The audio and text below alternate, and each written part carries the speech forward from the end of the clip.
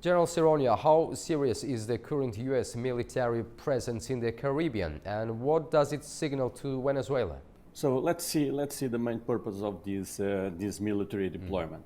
As we know from the past, it has been difficult for local judiciary system in the countries of South America, and even for police to cope with the initial steps of the traffic. So the traffic, it's done, the production in land, and after the first steps of the navy, the naval or sea lines circuits is done by small fast boats. This is done in the Atlantic, in Caribbean, and in Pacific also. So this is the first step. After that, in the Caribbean, the small boats transfer the drugs to bigger ships.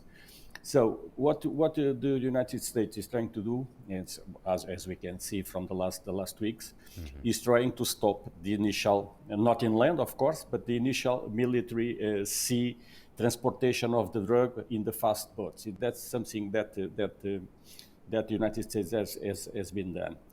The main step in the last days was the designation of the Cartel del Sol, that is a group that is operating in Venezuela, designated as a forest terrorist organization. And that is something that allows, in accordance with the US law, the military forces, the military system, the armed forces of the United States to cope abroad, outside the United States, its territory, with this kind of threat for the United States. Of course, we know that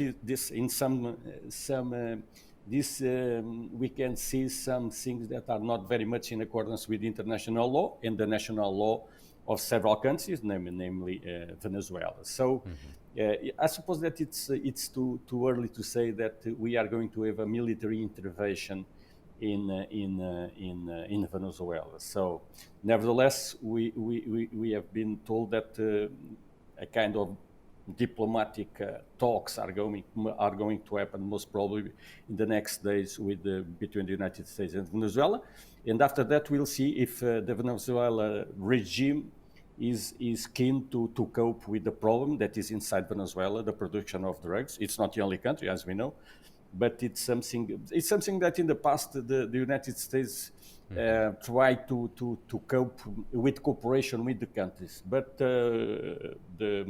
the current administration is saying that it's not anymore working, so they have to fight the drug dealers and the traffic.